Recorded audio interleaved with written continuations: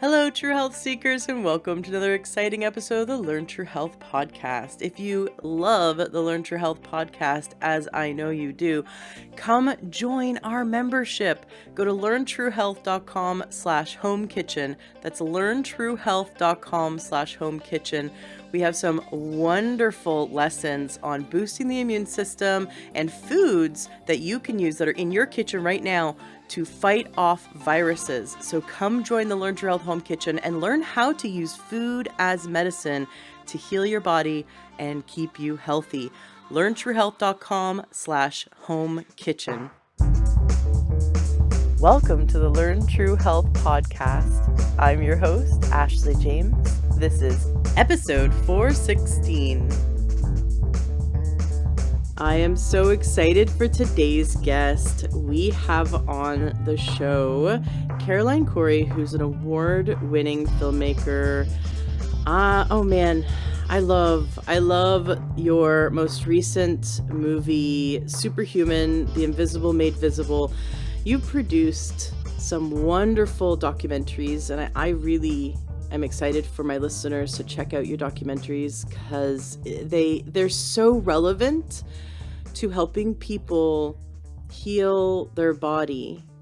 Or we get to a point where we're trying everything. We're trying all kinds of physical medicine, or maybe we have emotional work to go through, or maybe we're really stuck in our life.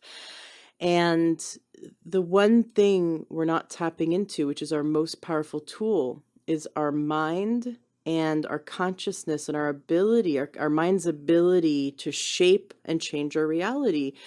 And I know that sounds like a bunch of new age stuff, but your movie goes through the science of it. And you have so many wonderful science experiments with PhDs who do this for a living.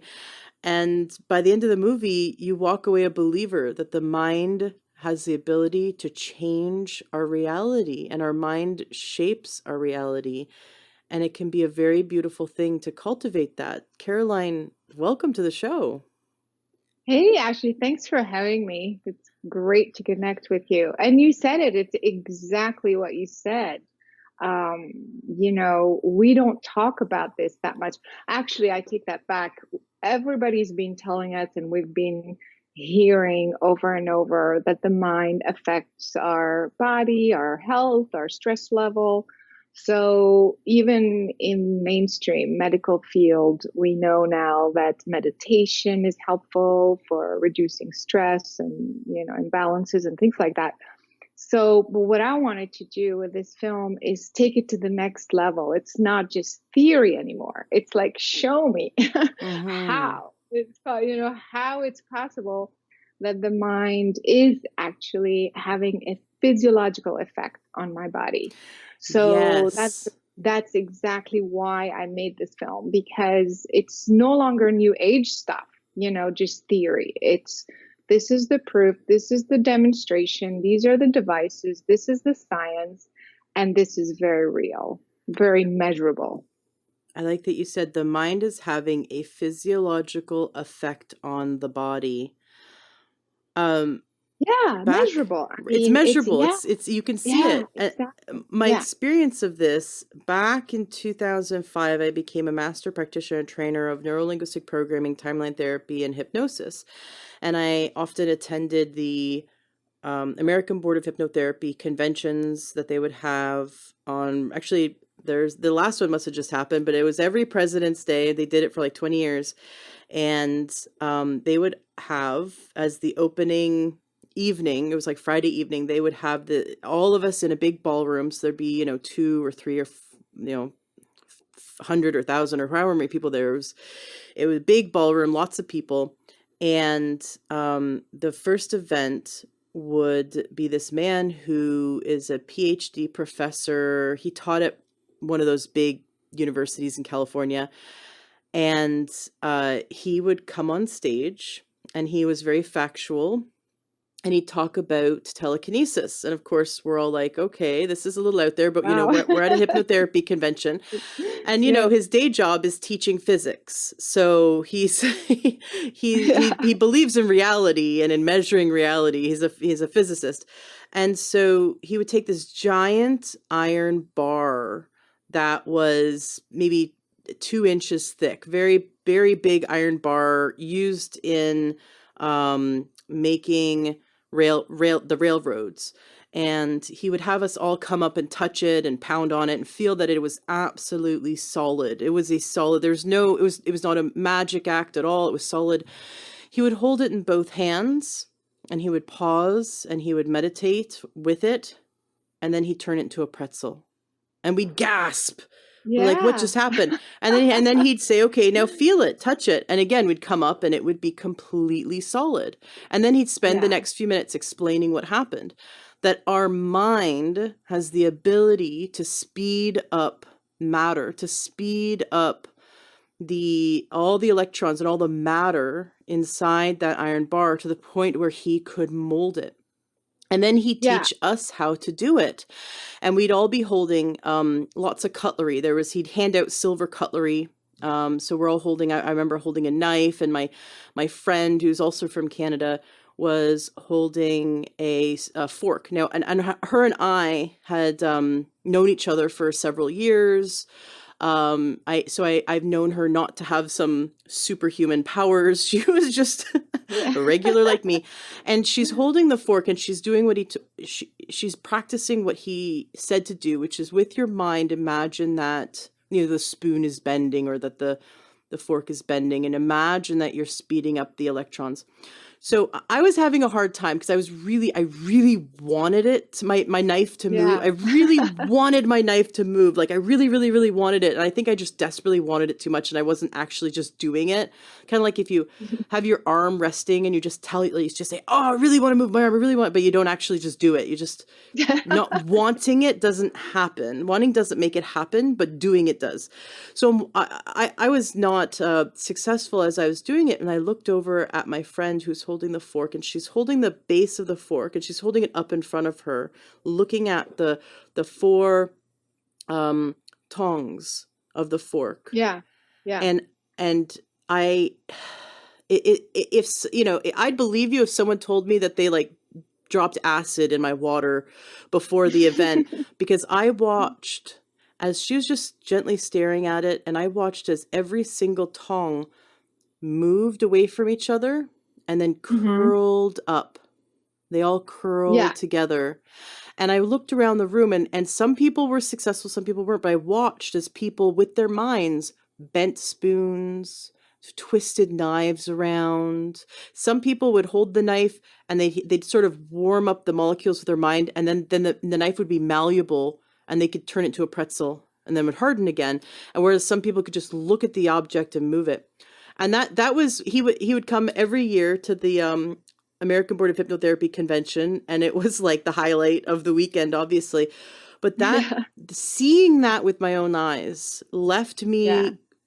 me, obviously questioning my reality, but also left me in awe of the untapped potential of the human mind.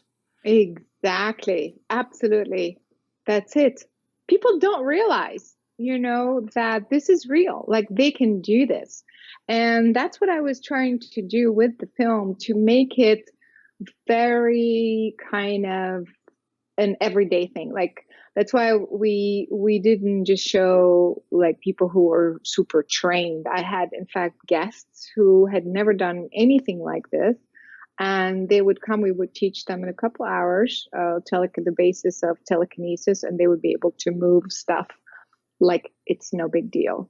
And so that is exactly what I want people to take away from this. It's that it's just an untapped potential, an untapped power, but we just have to do it, like you said. Stop like talking about it, like let's just do it. So that's exactly what was the name of this physicist? Oh, I knew you were going to ask me that. I forget his name off the top of my head, but I'll if I remember, I'll Yeah. tell you. Yeah. I think he has since retired. It's been a Yeah. few years since I've been back to their Yeah. conventions. Yeah, but there's a lot of people, as you saw in the film as well, like there's quite a few scientists that we were able to bring together in the film. Of course, doing for different subjects, but Yeah, that's exactly what I want people to take away from this. So it's not just theory when they see other people on camera. And don't forget, it's even harder when we're filming because, you have the stress, you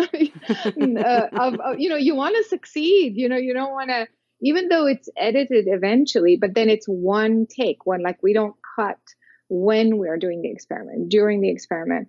And so you can literally see the object move. And it's even more stressful, like I said, because you have cameras all around us. You have, staff, looking, I mean, the crew looking at it. Is this going to work? Is this going to work?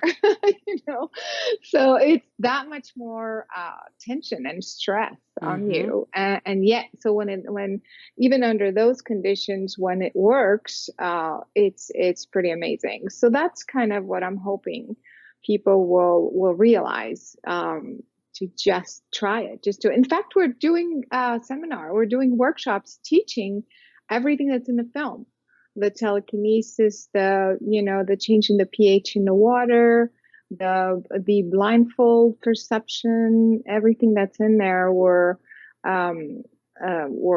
teaching in workshops because the Wow. reaction of the people who are watching, like the crew, for example, some of them were kind of familiar with the topic, but most of them didn't, weren't. So when they would see this, their reaction would be like, wow, wait a minute, I want to do this. Can I try this? Like, how come, this person could do it the first time? And so everyone, and in fact, I keep getting just from the trailer, that's been out there now a few months. So people are, kind of sending us texts and emails like, hey, are you teaching this? Where can I learn this? My kid wants to learn this. So it's really more pop culture than we think, if it's packaged and presented in the right way, as opposed to this kind of strange new age thing that only a few people can do. You know what I mean? It's just Right. like, hey, it's just a real thing. Like, have fun with it. You are your own superhero. So Mm. that's what it's about. I love it. Well, talking about the real applications of you go through in your movie and you show how we can use our mind to change pH really quickly. Within minutes, you can actually there's a great scientific experiment in a lab where you change the pH of water with your mind. There was, being able to move things with your mind. But what I love is that your friend who had um, an eye condition that left her almost blind. It was very hard for her to see. And within 2 weeks of using these techniques, she was able to read again. Not because she healed her eye, but because she was able to perceive letters with her mind. Yeah. And Yes. yes, and that they're using these techniques to teach blind people how to even see and read. And you have these the part of the movie is following these children who become blindfolded and are able to read books blindfolded and able to run outside and play soccer blindfolded. And it's something that even adults can be trained to do, to be able to perceive reality. And so what you proposed was that, and you and the PhDs that you're working with proposed that we don't our order is wrong. We think Yeah. our eyes perceive things, the messages get sent to our brain, and then we perceive reality. And what it's being proposed is that we're actually perceiving reality before our eyes perceive it.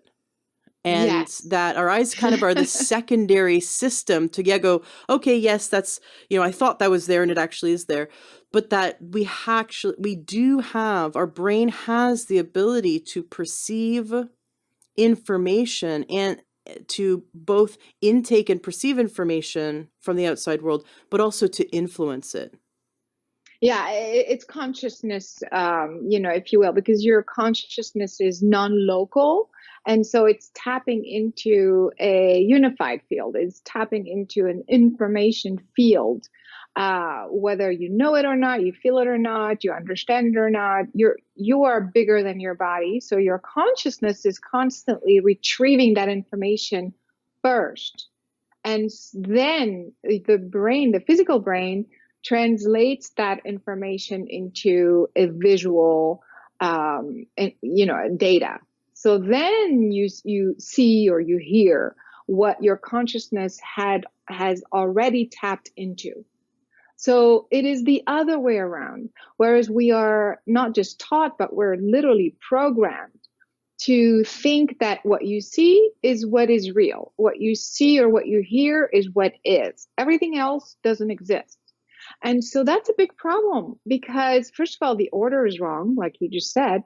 And also, if you keep convincing yourself that it's only what you see and what you hear that exists and nothing else counts, it's almost like you're discounting what your consciousness is doing spontaneously, which is tapping spontaneously in this unified information field all the time and retrieving this information all the time. So this is a paradigm shift. I mean, this is a complete different perspective on reality. So, we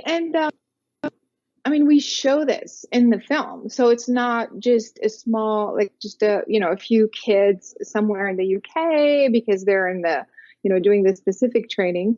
They're all over. We went to Utah. We went to Germany, Russia, Romania. There's also other groups that we didn't even include in the film. Mexico, India.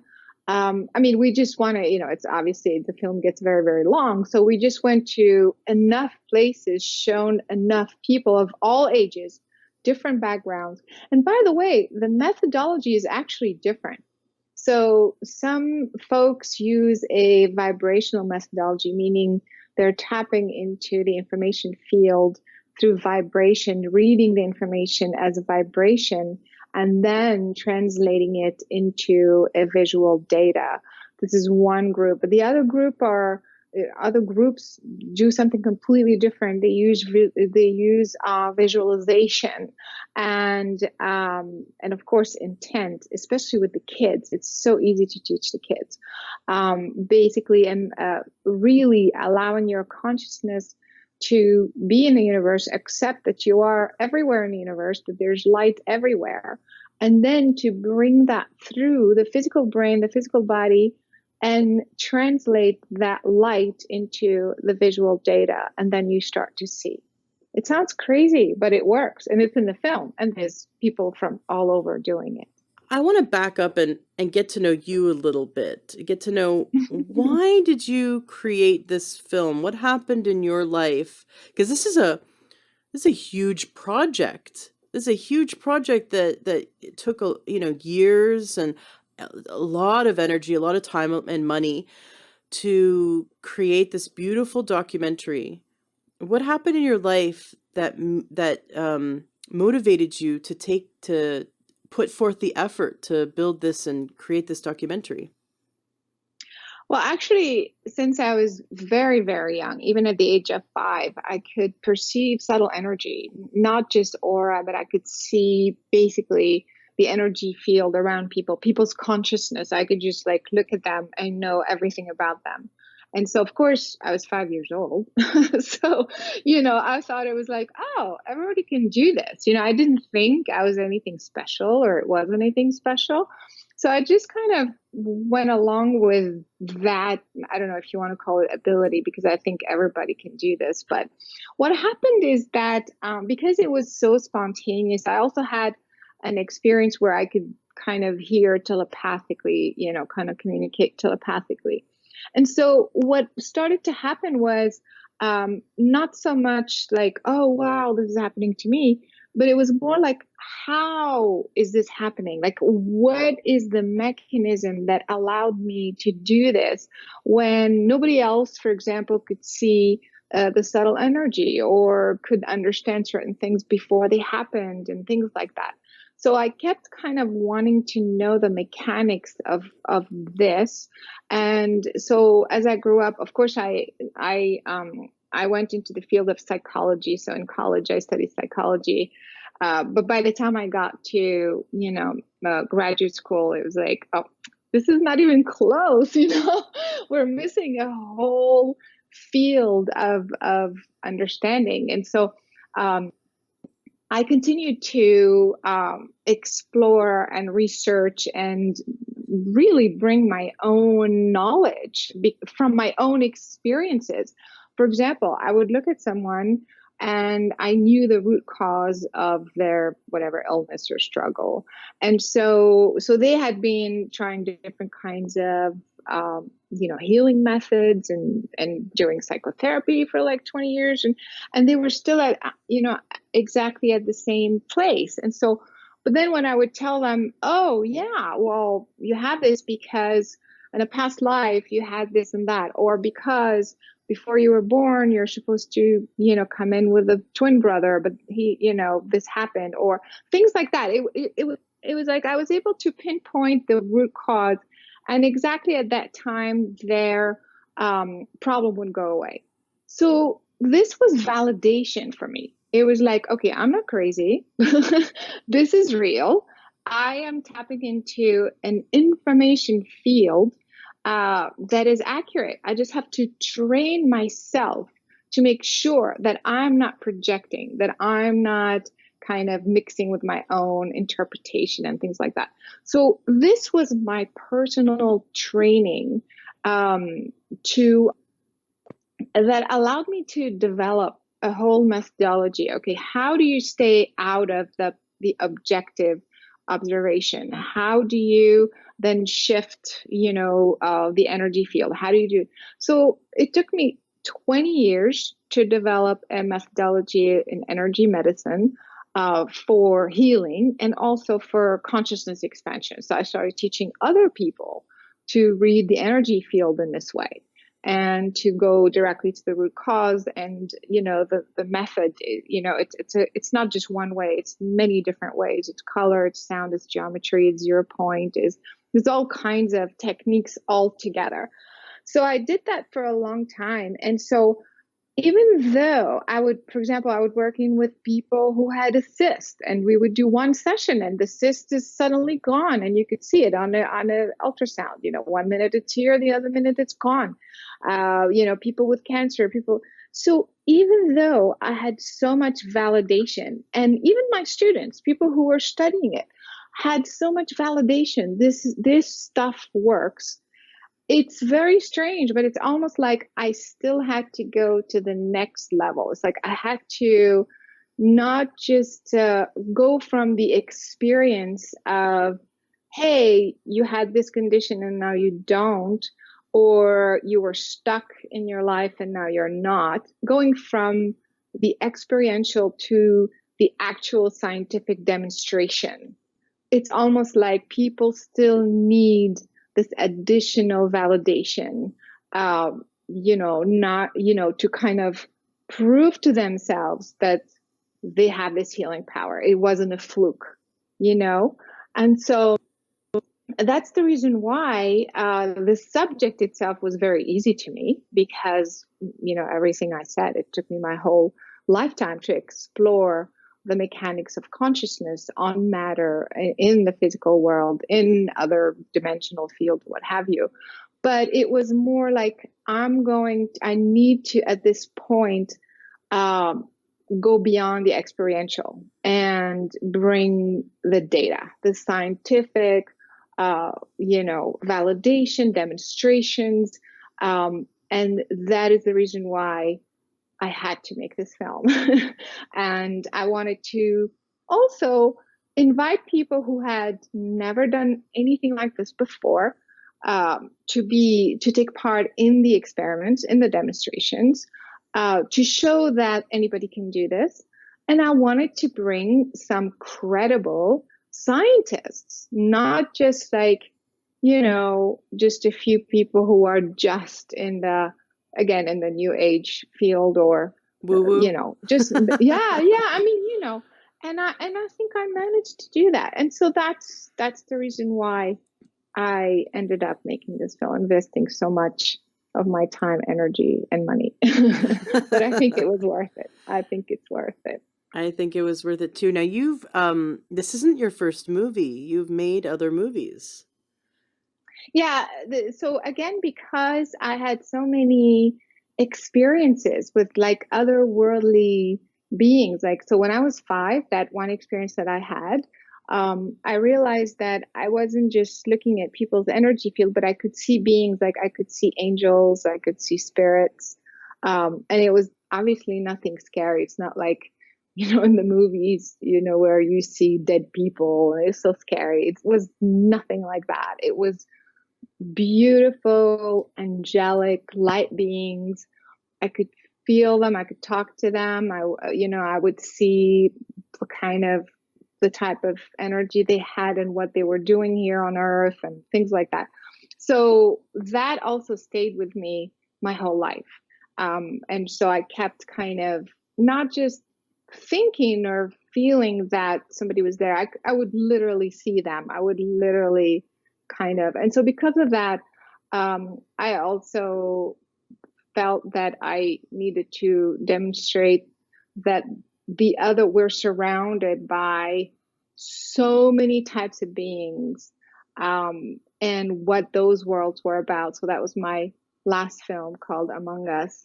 But I think it's more a specialized type film. I think it attracts more people who are really into the subject, whereas this current film is more helpful. I think it's more like you can apply what you learn in the film to your daily life. Yeah. Mm-hmm.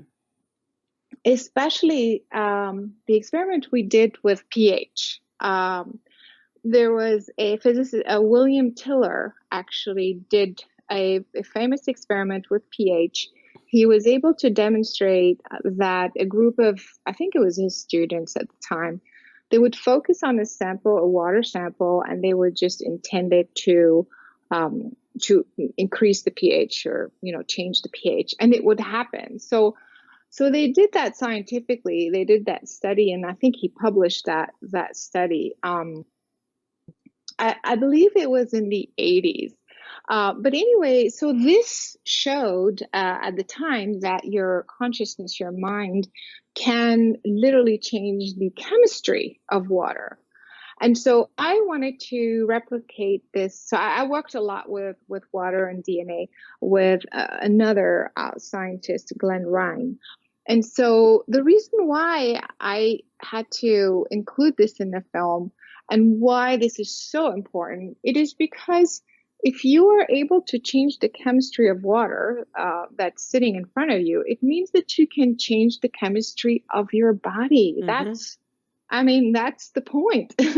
Because that's the point of this whole film. It's not about moving the piece of metal. It's not about the piece of metal. It's not about the water. It's about you having those abilities.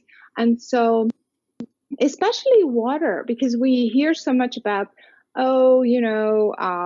higher pH in water, and people are selling these pH, 9+ pH water bottles and things like that. And so pH, obviously alkaline environment is not conducive to illness. I mean, the virus cannot survive. So we know that an alkaline environment is better for your health. Not too much alkaline, but again, a balance. And so I wanted to demonstrate that on the film. And it took, I think, a few minutes, but the other one with the DNA, I did that many times, the DNA test, where I was able to change the electricity in the DNA, and that literally happens in seconds. I can zap that thing, you know. So for And those who haven't seen it, explain the experiment so we get the full picture. yeah, so what happens, first of all, when we set up these experiments, of course, we're editing a film. And so We can't show the hours and hours and hours of preparation that goes into each experiment. But basically, what we do, let's say we want to we want to test the conductivity in change the electricity in a DNA sample. So we have to measure this electrical conductivity in that same sample over a long period of time, get specific measurements. So this is kind of like we get a baseline, meaning over several days, over several hours, this is the measurement of the electrical conductivity in this sample. And then at a specific point, I come in, or whoever comes in, and with the intent starts to intervene with that sample and trying to change. So in our case, we wanted to increase the electrical conductivity in the water. And so then let's say at 3 p.m., the experiment starts from 3 to 3:15, and then we do it again from 4 to 4:15, 5 to 5:15. So we have this measurement over a long period of time, and we notice that exactly between 3 and 3:15, 4 and 4:15 is exactly when the electrical conductivity changed dramatically. All the other times, it would go back to the original baseline. So this means this time correlation tells us that at those specific times, the intent of the observer, or the person that's doing the experiment, has an effect, has a measurable effect. And so scientifically, that's how it works. And we can, and then of course we have to repeat it and repeat it and repeat it. And so in the film, we talk about the baseline, measuring the baseline, and then we show on camera how it changes. Now, I've done this experiment with DNA before, and what I noticed is that DNA responds very, very quickly, like literally in seconds, whereas the pH, takes a few minutes, which is still pretty good, but and so what happens is that when you change the electrical conductivity, in this film, I think it showed about 100% jump. In other films, I did it again, and other places I did it, and it would jump to 400%. And this is very significant because the electrical conductivity in the DNA was shown to increase its ability to self-repair. So they had done a study, it's California Tech Institute, I believe.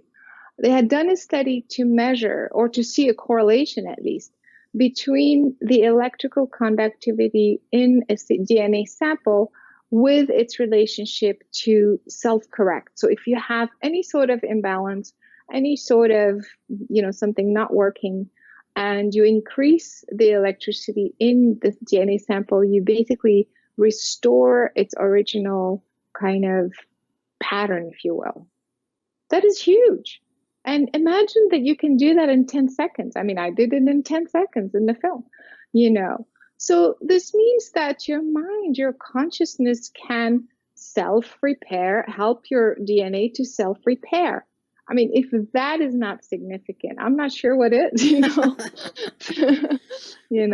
That is wonderfully significant. How would one go about encouraging the DNA to repair? Would we send love to our DNA? How would one do that?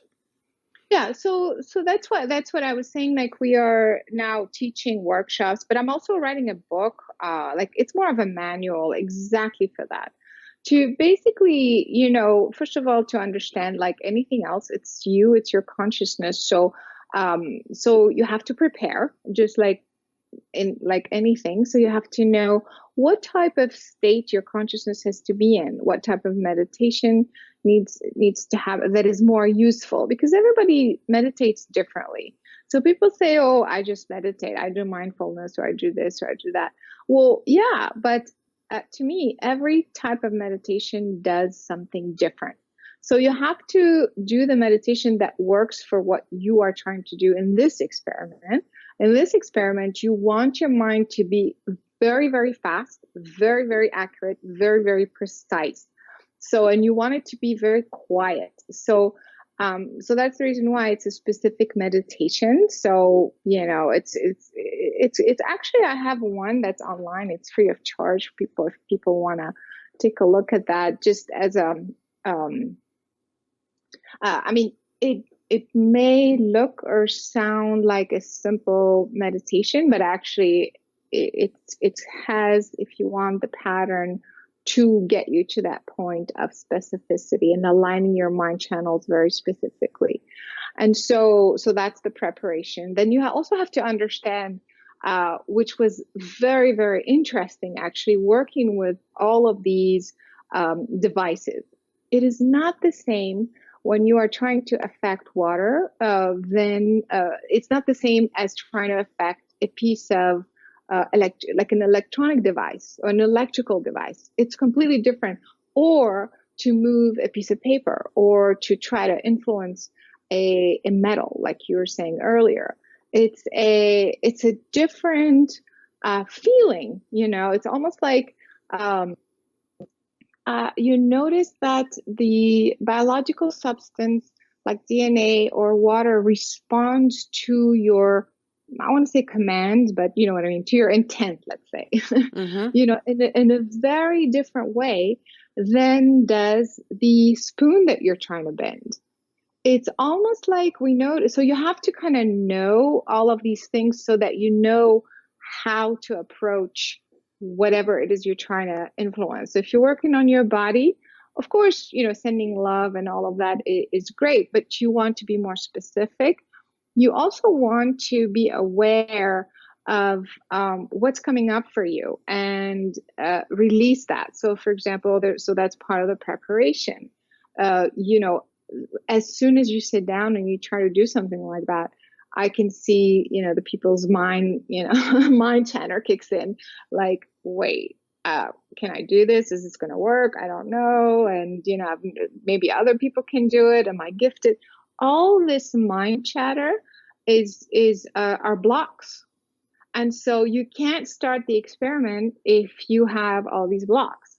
And so part of the preparation is to release these blocks, is to kind of know how to kind of, when you are really energetically ready, and then begin the influencing of whatever it is that you want. If it's the DNA, then you focus on the DNA, and then you basically set your intent for something specific. So you don't want it to, for example, it was very specific. I want the electrical conductivity to increase, period.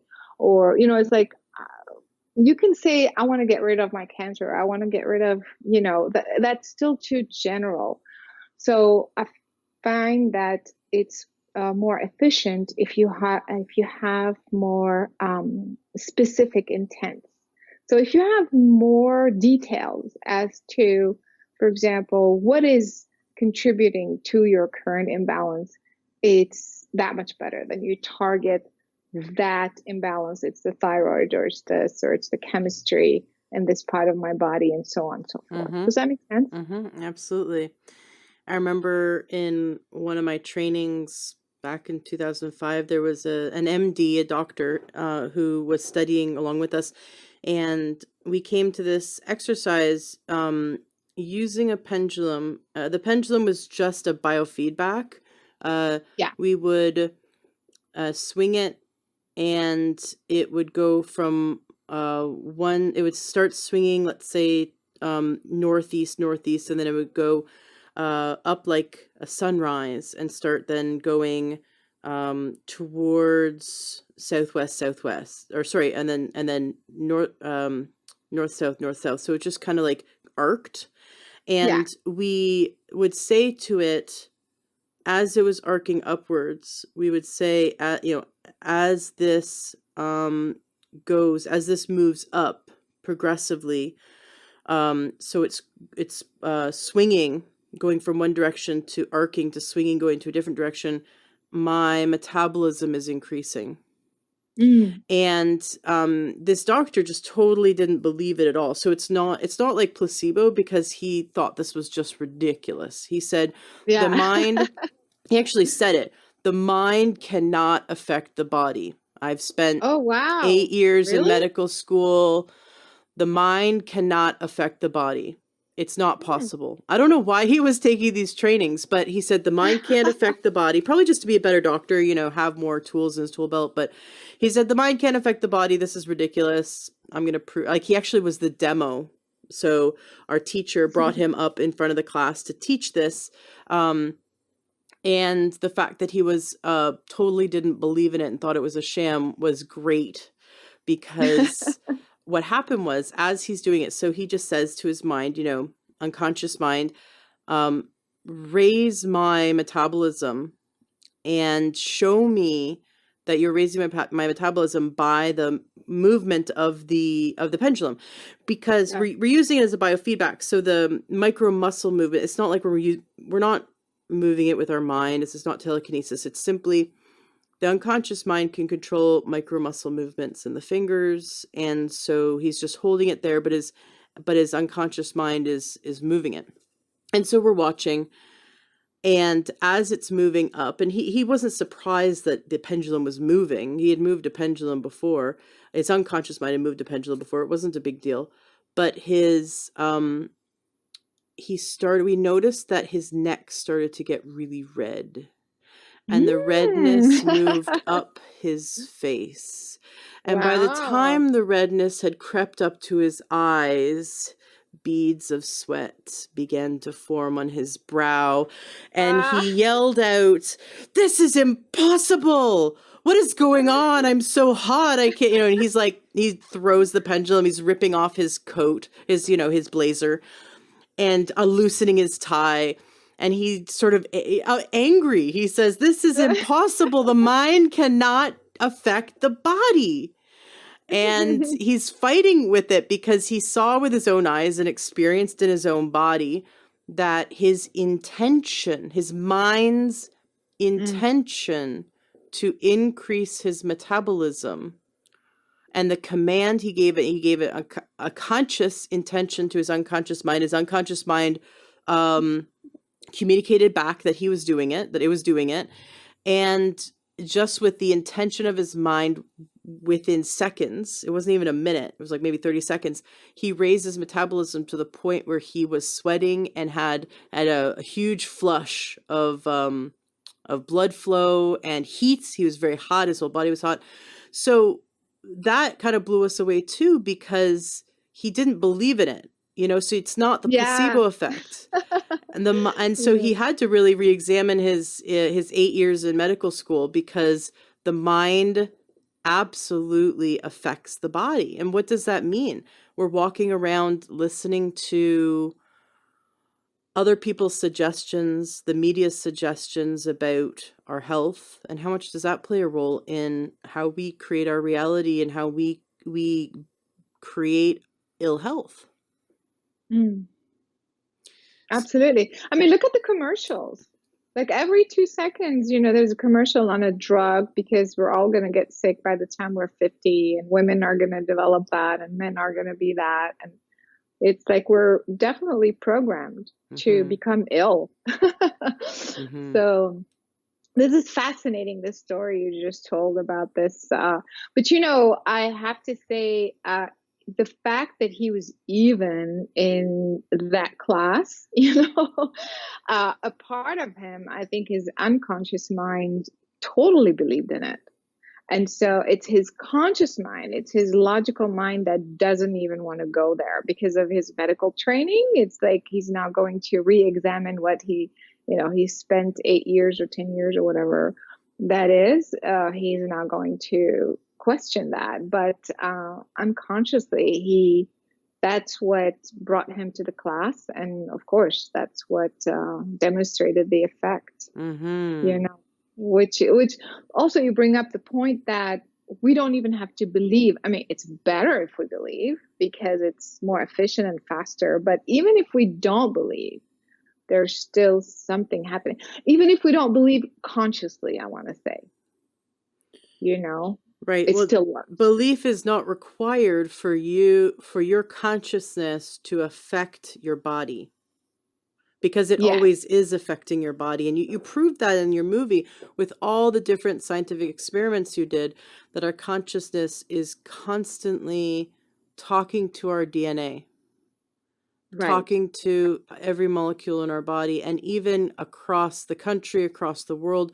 You did an experiment where you were able to move an object in a vacuum Yeah. across the United States, Yeah. which goes to show that we're connected to this amorphic field, this energy field that is this earth. What kind of Yeah. I mean, you just so many experiments. Do you want to highlight another one that so people can understand that they have the ability, they have tools to unlock inside them that can help them to achieve their health goals? Yeah, so I think the pH and the DNA is extremely useful for kind of an everyday life thing, because every day you are dealing with chemistry, food, even your mood, the hormones that get released in your brain, your emotions. So your chemistry is changing all day long. And so I feel like this one experiment should bring kind of empower people to remember that during the day, like, wait, I feel off. So I just ate something and it just doesn't feel right. Instead of kind of, like ignoring it, or kind of saying, oh, it'll go away, or it's just indigestion or whatever that is, to start to gravitate towards, like, to have a reaction, a spontaneous reaction, to say, wait, I can change the chemistry in my digestive system right now. So, so I feel that one is very useful on a day-to-day basis.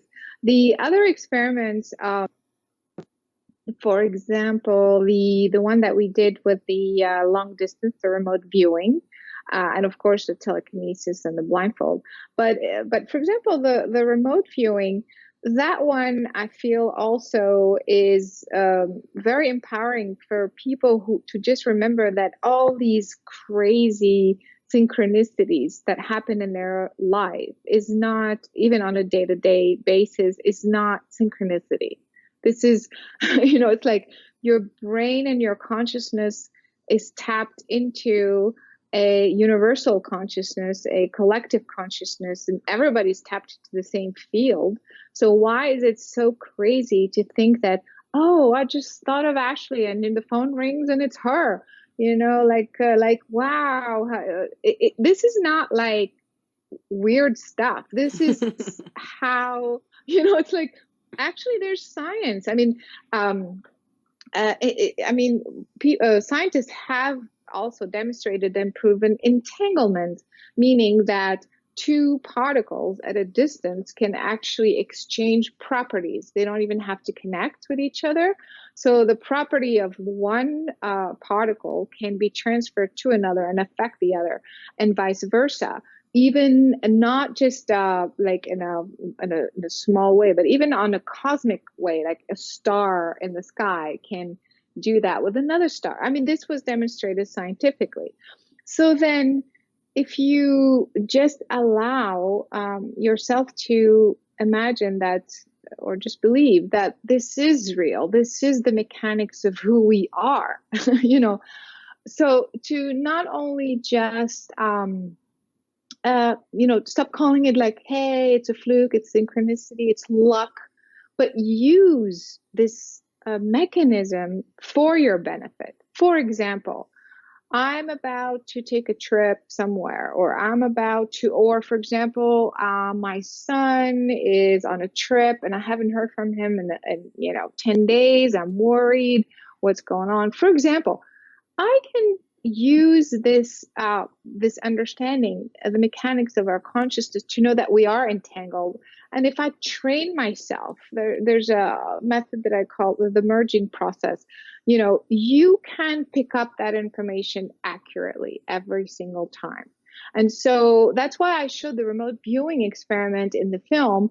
And it was used by the governments around the world to spy on other governments. So this is not, if this was a woo-woo thing, they're not going to spend 20 years and millions of dollars, investigating. And it was accurate to a point, especially the Russians, and the Chinese too. But they were able to read documents and see what's inside the drawer of, like remotely, or know exactly where the rockets were.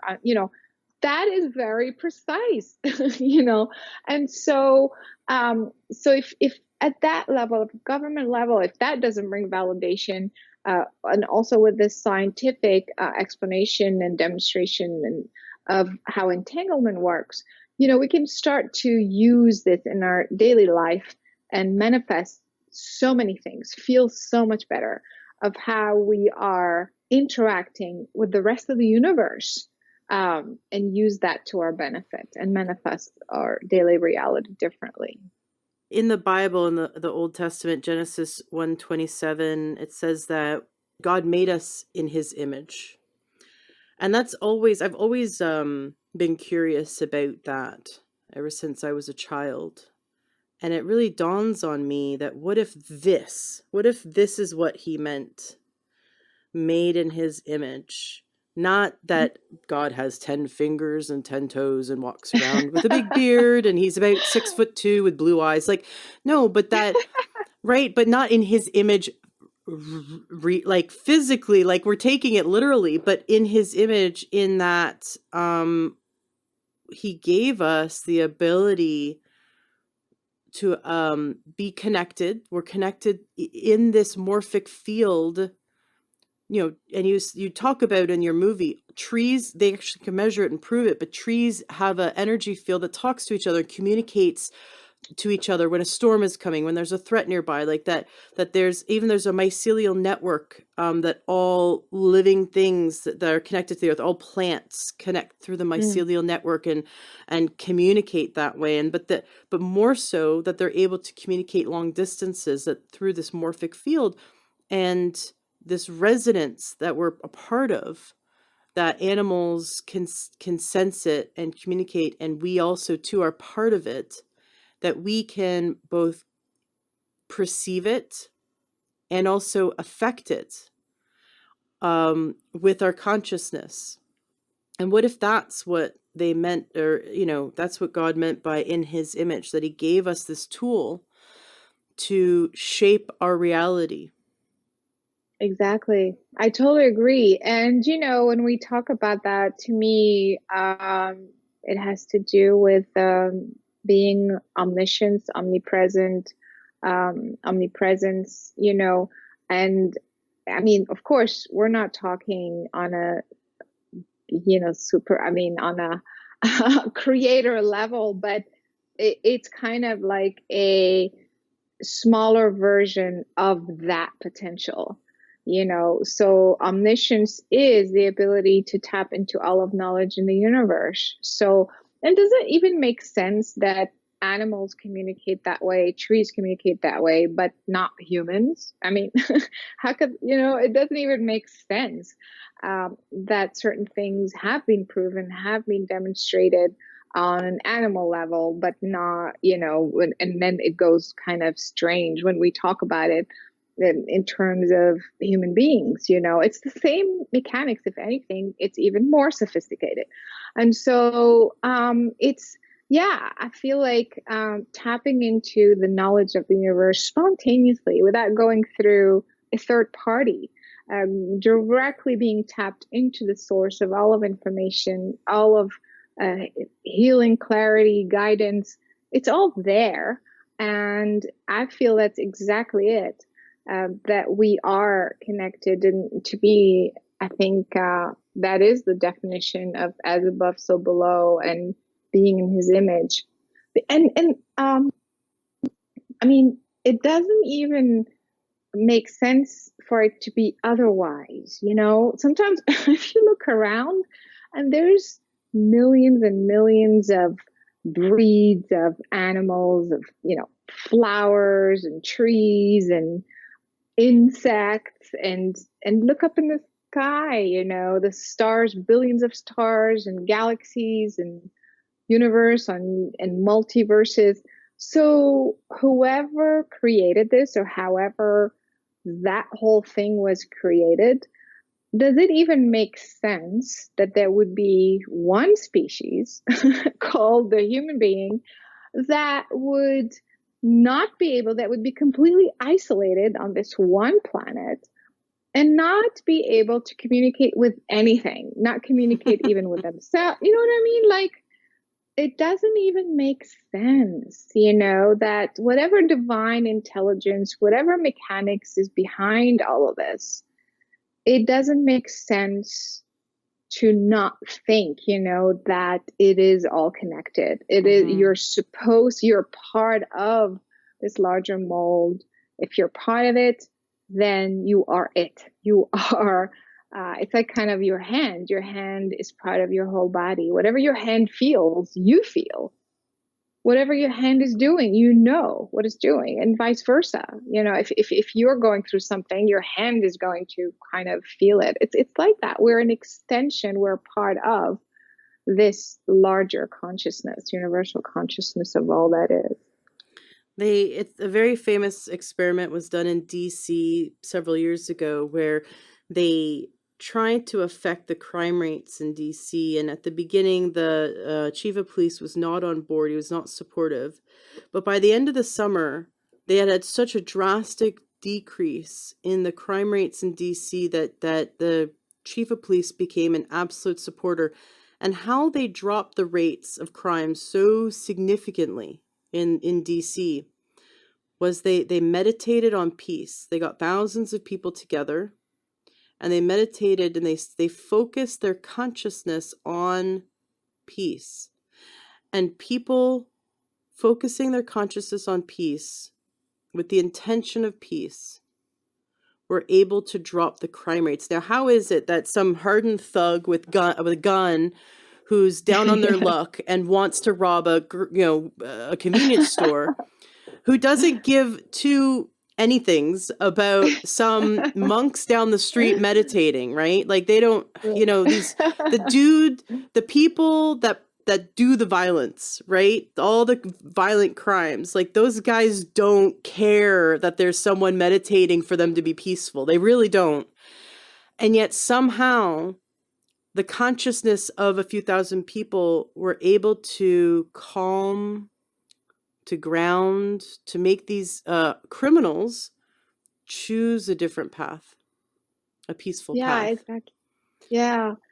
Exactly. And so this was done several times actually with the Dean Radin's what is that? The random generator, the random number generator that measures that collective consciousness. And so yeah, it works in the same way as you would have a hurricane category 5 that would completely destroy an entire neighborhood. And there's this one house, that's not the most stable house or, solid house. And yet it's standing. And so it goes to show that you can still create your reality within the larger reality. I think the problem becomes when we think that we are here to change the world. And so we want everybody to change in order for things to work. So we want people to believe what we believe and, have better systems and be fair and be honest and things like that. And I think that doesn't work. I feel like if we understand the principle of consciousness, I feel like consciousness is the behind the scenes power that we have. So you don't really change the pattern or the behavior of a person. you affect their consciousness, which then in turn affects their behavior. Oh, sure. So that's the reason why I think a lot of clashes, happen when we want somebody else to be convinced of our truth, because we're going head to head in our logical human mind, trying to convince them that our truth is the better truth, as opposed to simply tapping into the larger consciousness and pouring into the larger consciousness what we believe in. And it doesn't mean that you are kind of being sneaky about it. It's just that you are pouring your truth.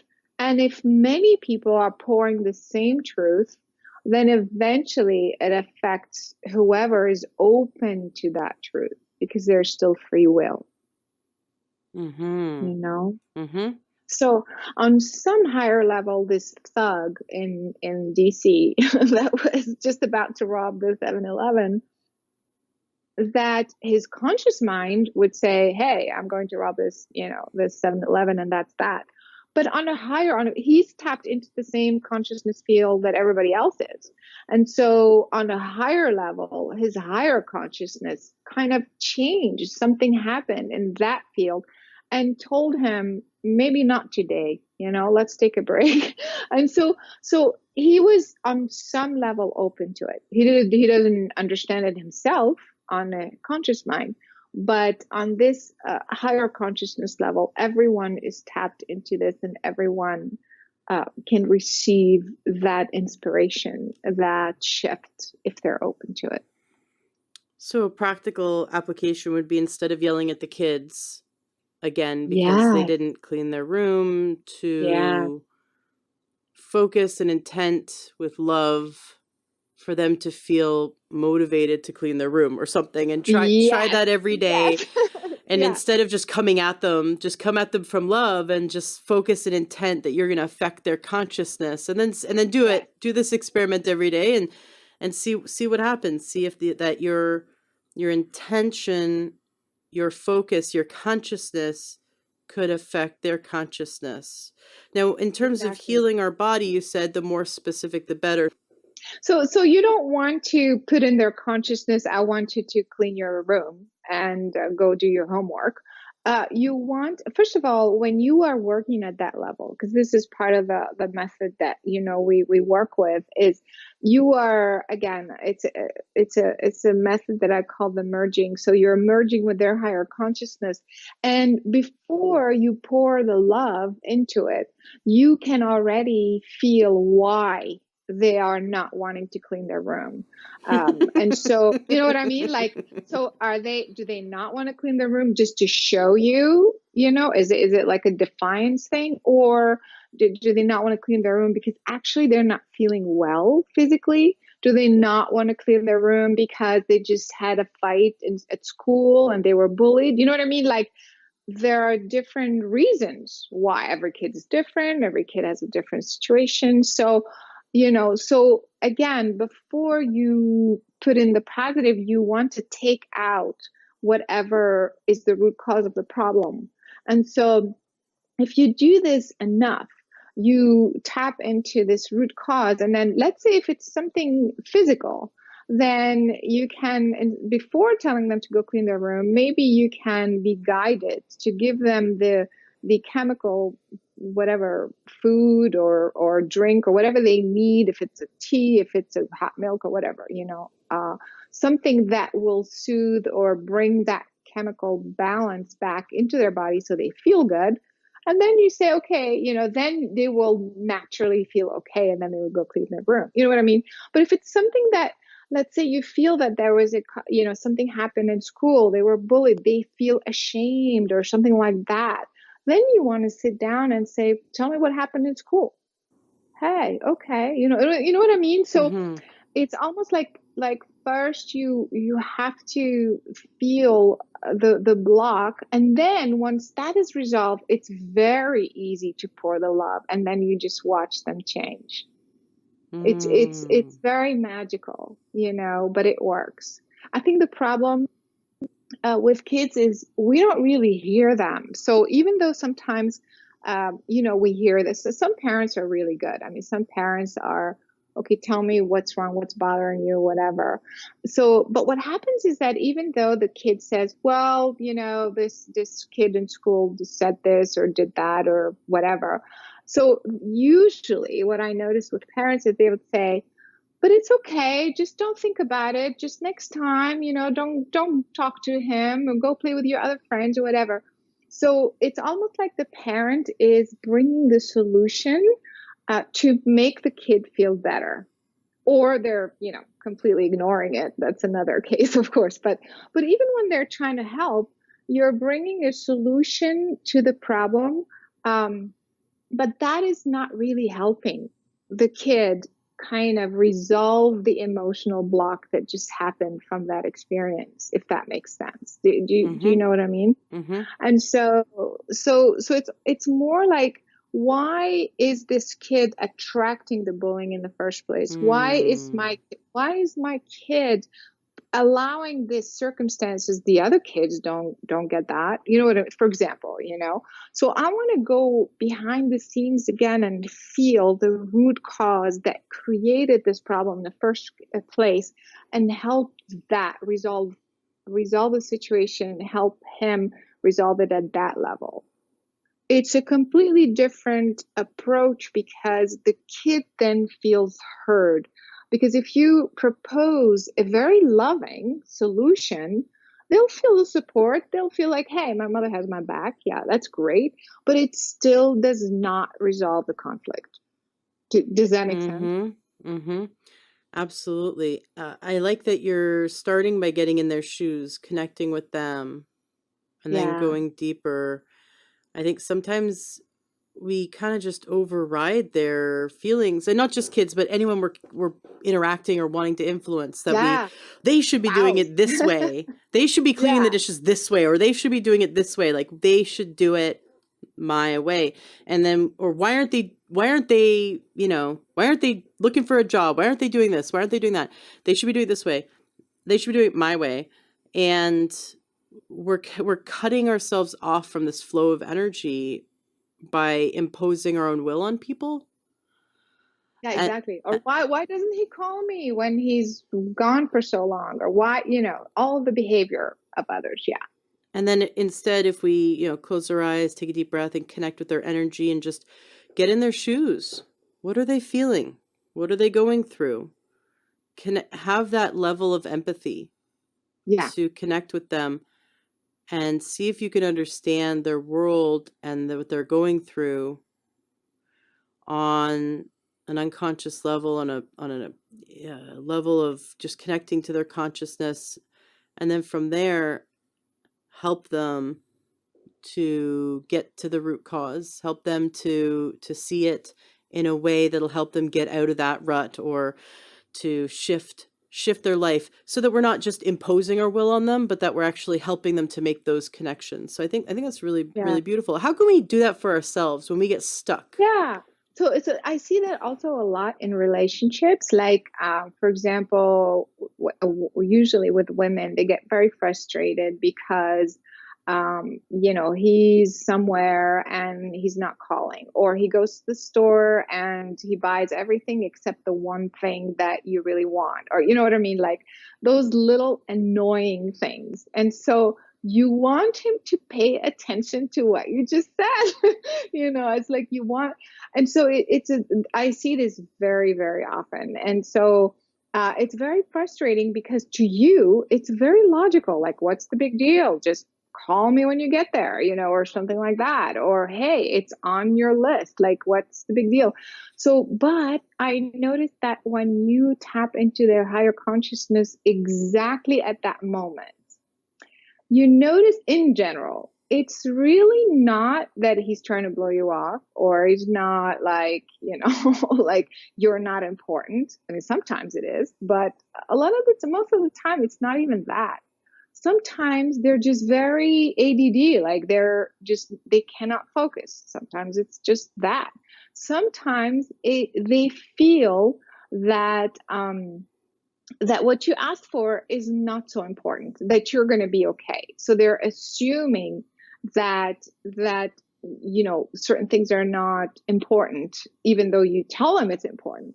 So these little things end up piling up. And at the end, you end up with like, fights and confusion and frustration in relationships. And so the way you can use this is, again, when this is happening or even before, so you can focus and merge with the higher consciousness, not the human aspect of the person, and the higher consciousness of your partner or whatever, in that location, and just ask the question, can you please remember to buy me whatever, or what's on the list? And you will feel his authentic reaction, like, oh wait, I forgot, or oh, it's not important. And you can change it. You can change it at that level. So it takes a little practice, but it works like miracles. So if you do this, with your partner, with your kids, now you are becoming, I feel like, I want to say, evolved. You're working on multidimensional levels of reality. Your human mind is, being conscious, is doing all the conscious stuff, the cooking, cleaning, whatever, the driving, going to work, whatever. But your higher consciousness is tapped into all of this potential, and it's guiding you. It's bringing you, like, so you're not just on one level, you're on both levels, let's say, or multi-level, and you are operating in this reality in this very expanded, evolved way. How can we take that same principle and apply it to our own healing? Again, it's the same thing. It's the same principle. To me, the biggest problem is the root cause. Why, for example, my dog has, okay, it's not myself, but let's say it's just an example. You start to have certain symptoms or certain imbalances in your body. In the same way, of course, we know at this point it's not just the symptoms, but you want to go back to the root cause of the root cause of the root cause. So we know maybe because your mother had this, or it's genetic, or because you ate too much, whatever, the wrong foods, or you smoke, or this or that. This is like one level of root cause. But to me, the bigger root cause, or the deeper root cause, is, why am I creating this in the first place exactly at this time? And when you tap into that, all kinds of stories start to happen. And so you can train yourself to go deeper and deeper and deeper. So when I actually, that's what I teach other healers to do, is to, once you've released one of this root cause, to try to even go deeper and deeper to that place where you first decided that it was okay to create this condition. And that is the point where it needs to be reversed. So it's just training. It's just practice. It's just training. You just have to kind of, keep going deeper and deeper. I mean, it's a whole training, of course, that we teach. Yeah, but that was my next question. Yeah. I want to know about your training, because you know what? My 4-year-old wants to learn all this. Yeah. Well, which part? The be able to be blindfolded and see the world. I mean, it's just amazing that, these kids are reading books blindfolded. You could hold up any color. They can tell you what color it is. They can even navigate the world blindfolded. And that, I like that you even did in one clip, you had like a little sensor inside the blindfold to prove that there was no light coming in. It's not a trick.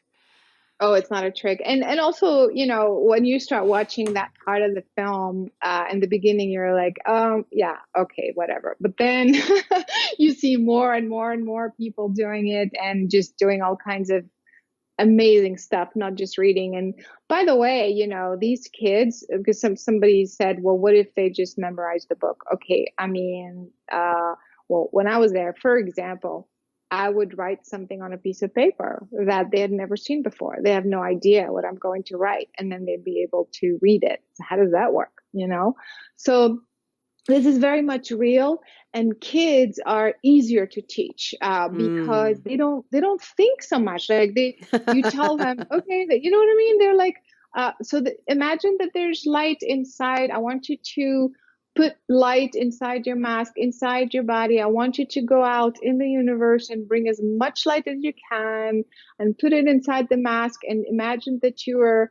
I want you to pierce through the mask and read. And they'd be like, yeah, but if I told an adult that, they'd be like, what? Wait, what? Universe, what does that mean? How can I bring the light? How does this work?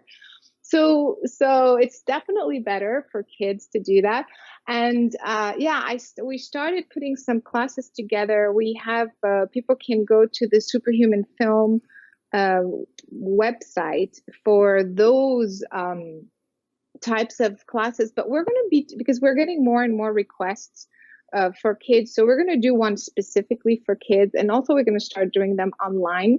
It's not the same thing, online, because just for technical reasons as well, because you want the kid to touch things and feel things. So but it seems to be working. I'm doing that with a couple of kids, and so we're going to be posting more and more specifically for kids. That is the best age, I think, between like 4 and like 8 is perfect. Mm. But of course, everybody can do this. So stay tuned for those details. But the other ones that are currently available are on the website superhumanfilm.com. Got it. So the classes haven't started yet, or have you already started teaching them? So the ones that are based on because we're releasing the film literally like now, the film is being released now. And so it's kind of like, you watch the film, you say, hey, I want to learn this, and you go on the website, and then you take all the classes. So we have about 5 or 6 workshops already planned this year, and we're going to keep adding more and more. So these classes are specific for mind over matter, meaning the blindfold, perception, telekinesis, changing the water pH. So it's these are the specific kind of mind over matter workshops. But the other classes that I was talking about, how to merge and feel the consciousness of the person, and these are on my energy medicine consciousness website. And I think I have like 600 classes and sessions on how to use these techniques. And for healers, people who are interested, there's a whole healers program with all of these methods all on the website already. That is carolinecory.com. Awesome. Very cool. Yeah, I think that these are fantastic, fantastic things, fantastic tools for us to learn. It would be really great if this was taught in the school, if this was, Oh, yeah. and to come back to like how real this is, that the US government for many years invested a lot of money in psychic soldiers and in remote viewing. And so did Russia, so did China, and they haven't stopped because it Yeah. works. I've met a few psychic soldiers. I went to the Awake and Aware conference back in 2008 and talked to a few, met a few, and they the ones that are speaking up and sharing their experiences. It's very interesting that you can remote view a location and know where a bomb is, or read a manual, or read Yeah. classified files, and that the military would not be investing time and energy into it if it didn't exist. So the fact that if they can train a soldier to do it, then you can get trained to do it too. It's not, it's Exactly. because it's part of us. It's part of it's part of who we are. And for whatever reason, we've been suppressed. We've been told not to cultivate these gifts. It's Why do you Yeah. think that is? Why do you think that And yeah, throughout the history of the last, 1,000 years, they've wanted us to suppress and not yeah. be connected to our gifts?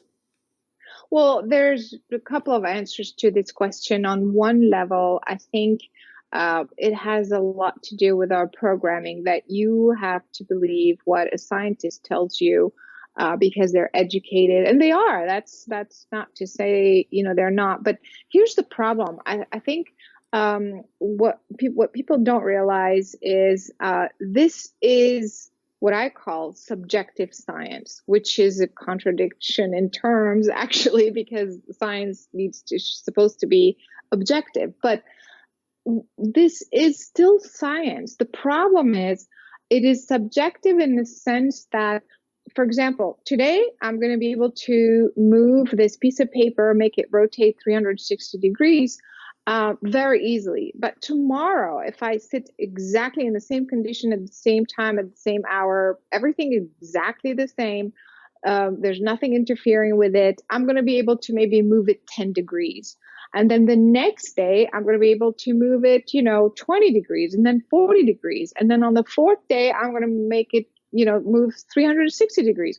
So a scientist from the outside would say, wait, this doesn't work, because the way we define science is you're supposed to have repeatable results.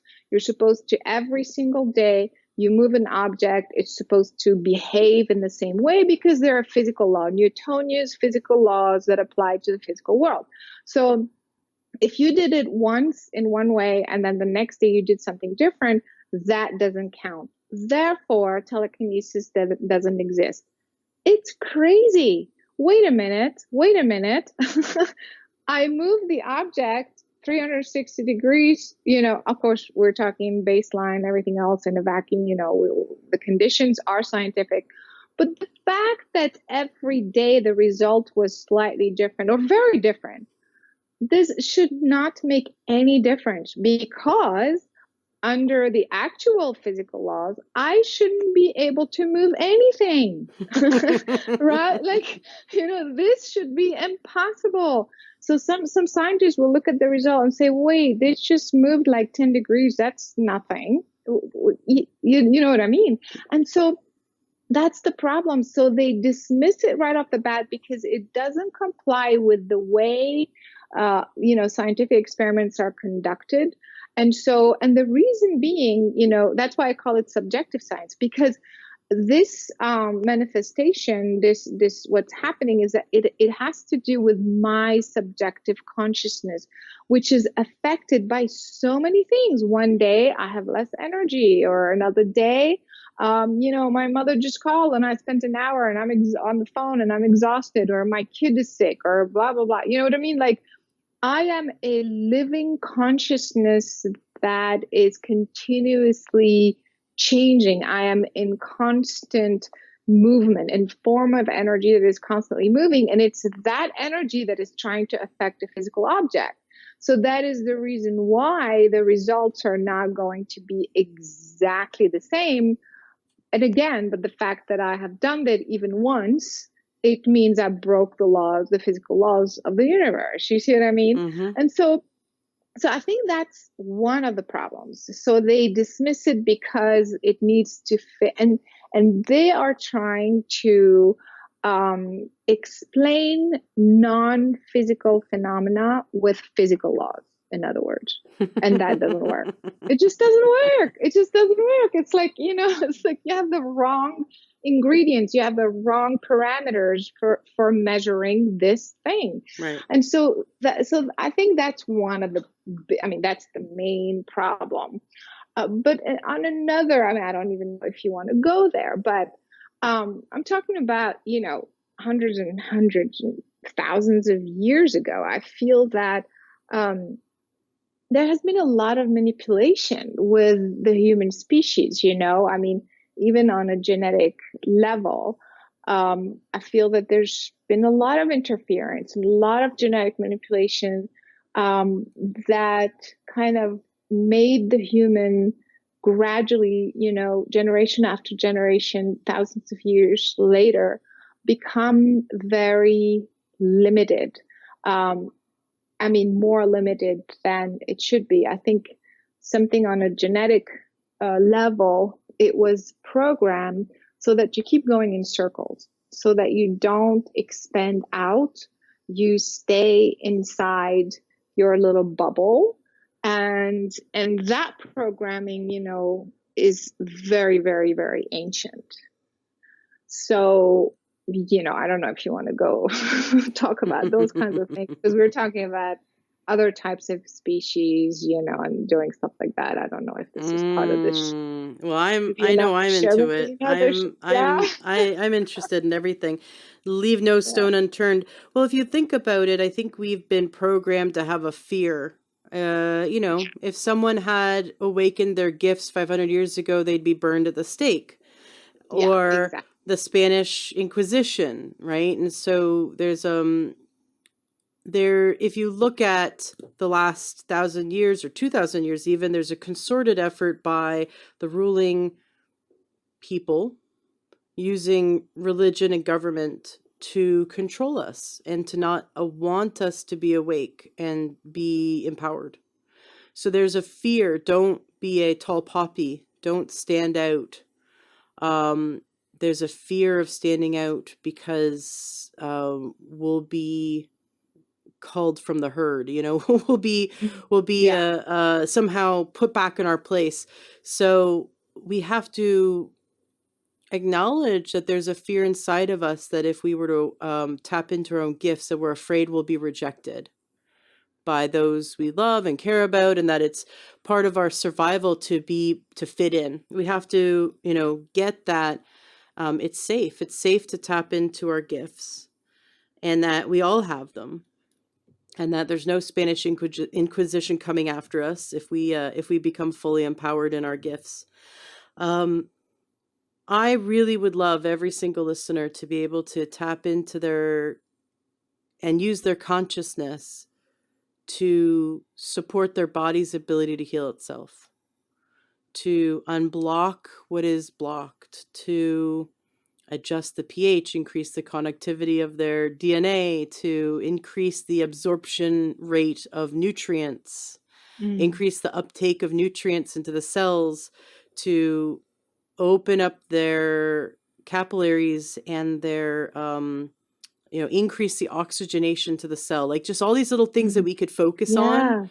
Yeah. What if Exactly. every day we chose one thing, like we chose to spend 5 minutes just meditating on and focusing on the intention of increasing oxygenation to the cell, and or increasing the Mm. permeability for nutrients to come in and for waste to come Mm. out, and or supporting more blood flow to the liver to get toxins out, or whatever. Like, pick one thing and just focus on it for a week and see what happens, and see if Right. I love that. yeah, yeah. And then, I mean, we can focus on supporting our body and healing tissue and increasing, like you said, increasing thyroid, but you got to get to the root cause, because what if thyroid's not the Yeah, I was problem? just gonna say,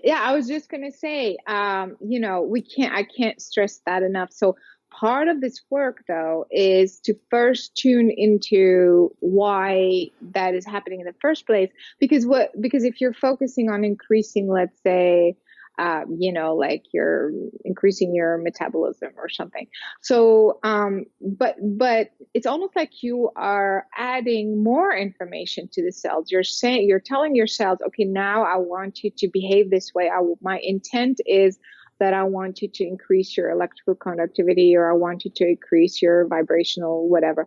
So you're kind of adding more information when you have not taken out the information that made it behave this way in the first place.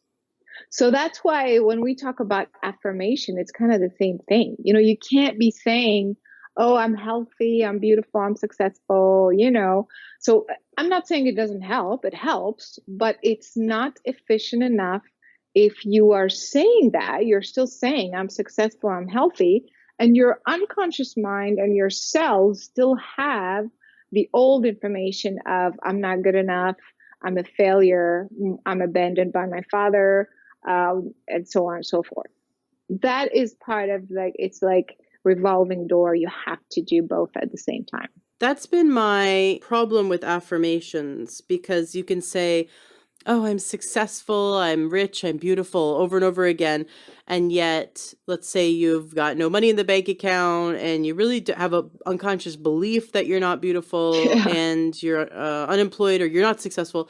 So it's like affirmations are telling you, you're consciously repeating something, but your unconscious mind is going, ah, that's not true, that's not true, that's not true. So it's not actually changing anything. So when done wrong, affirmations are kind of a waste of time and also Yeah. will actually That's harm. right. It's almost like they'll harm us though because they have our unconscious mind reinforce our belief system. Yeah. You know, no, I am broke. What are you talking about? You know, and just so it reinforces that. Yeah. Whereas when we get to the root cause and we go, okay, what do I need to shift? What do I need to change? What is Mm, my belief system? mm. And then focusing the consciousness on, well, if like you said, it can't be so general, it needs to be specific. So let's say it's okay, specifically, I'm gonna I just did a job interview and I'm gonna put my consciousness towards that person hiring me or that person thinking I'm going to be really good for the job, or you know, so we get really specific and we focus our intention on shifting our reality to go a certain way. um I'd love to do Yeah. experiments with lab tests, like lowering cholesterol and Yeah. shifting, like get a bunch of people together. Maybe if you're interested in doing any experiments or doing a sequel to your movie, but get a bunch of people together and like get a bunch of diabetics together and teach this to them, type 2 diabetics, and teach this to them and like, okay, using your consciousness, we're going to monitor your blood sugar, your blood glucose, and let's see if you can actually manipulate your blood glucose with your consciousness. Right. I just remembered there's I don't remember what book it's in, but there was a reference to a publication where this woman was had multiple personalities. I forget what they call it now. There's a new term for it, but she would go in and out of different personalities, completely split personalities that didn't know the other personalities, and one of her personalities was diabetic, and the other ones weren't.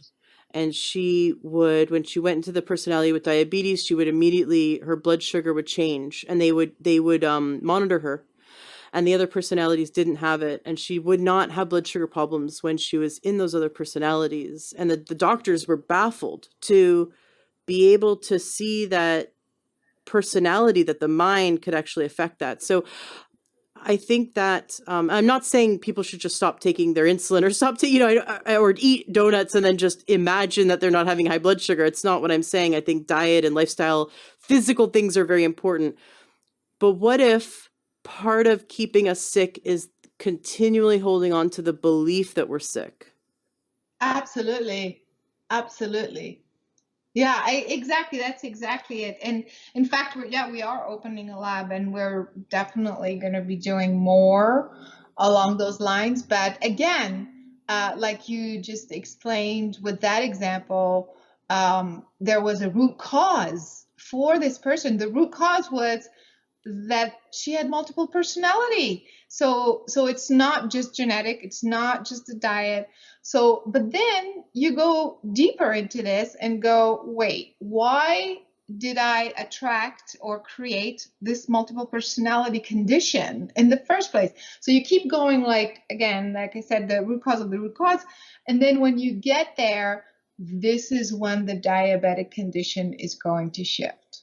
Until then, it's still there because it's being built on all of these patterns that have been there for years and years and years. That's the methodology that I teach. Mm, I love it. I love it. Caroline, this has been wonderful. I love exploring this topic. Is there anything you'd like to say to wrap up today's interview? I think if people watch the film, they would feel, that it's okay, and it's time to be empowered and to just go out and do it and be themselves. So I feel that is the purpose of this film. It's not just a select group of gifted people. Everyone can do this, and they will see it in the film. There's a lot of scientific validation, and we need to just move on from expecting everyone to agree or do this or do that. It is what it is. And that's what I'm hoping that people will get out of this. And in terms of the healing methodologies and stuff, I have actually a lot of free stuff on my website, on my YouTube channel. And for those who are more interested in really like learning the methodology, they can look at the courses that are on the website carolinecory.com as well. Excellent. Very cool. Yeah. So your website's carolinecory.com, and also to see the movie superhumanfilm.com. Superhuman, the Invisible Made Visible, which is coming out really soon. What's the date for the launch? Actually, now we're just finalizing the details, like of the actual official release. So like should be any time now in March. So I think the best thing if people go to the website Superhuman Film and they can just sign up, like just, put their email, they'll get an update. As soon as it's out, they'll get an update. Excellent. And for those who are really interested in the paranormal, they could check out your other videos. And now you did something with William Shatner. Is that correct? Yeah, so I am a guest on a couple of shows on History Channel. So there's one show is Ancient Aliens. So I'm kind of becoming almost a regular. I mean, in this season anyway. So I've done maybe 4 or 5 seasons of that show. And The Unexplained is a new show with William Shatner. I think it's season 1 still. And so we just filmed one of the episodes actually just last week. Oh, well, I can't wait to see it. So have you met William in person?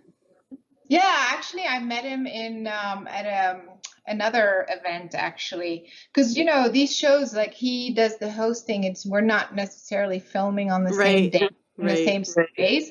But because I was we were at a conference with the A&E network. They had an event for all their shows, and so we were both in that, invited. So I just met him there. I'm a big Trekkie, so I just have to know, what's he like in person? He's adorable. So nice, so sweet and so nice. Aww. I mean, yeah, he's adorable. That's awesome. I think he's 68 or something. I'm not sure, but I mean, he's very sharp and just very, very sweet. Very cool. Well, you should get him to watch your movie. Right? I think he's got enough on his plate, but yeah. Well, we should all watch your movie. I'm excited for its release. Thank you so much, Caroline, for coming on the show today. It's been a real pleasure. I'd love to have you back, especially when you do more studies and, when in your lab, as you say, when you have collected more studies. I'd love for you to come back and share the results. And then for those who are interested in taking your courses on developing their own telekinesis, their own ability to sense the world and perceive the world, like read blindfolded, and also to be able to affect the world with their consciousness, would going to superhumanfilm.com be better, or go to carolinecory.com be better? Just go to superhumanfilm.com and look at the workshops. You just click on workshops, you'll see what we have now, and we'll keep updating, we'll keep adding classes and online classes. And like I said, the best thing also for people, just use the sign up link, and every time we add a class or we're doing like a private screening somewhere or a public screening, whatever, then they'll get an update. And then, we don't really bombard people, with information. It's only like when we have an update. Excellent. So. Thank you so much, Caroline. It's been a pleasure having you on the show. Yeah, thanks so much for having me. It was awesome. For high quality supplements and to talk to someone about what supplements are best for you, go to takeyoursupplements.com And one of our fantastic True Health coaches will help you pick out the right supplements for you that are the highest quality and the best price. That's takeyoursupplements.com. Takeyoursupplements.com. That's takeyoursupplements.com. Be sure to ask about free shipping and our awesome referral program.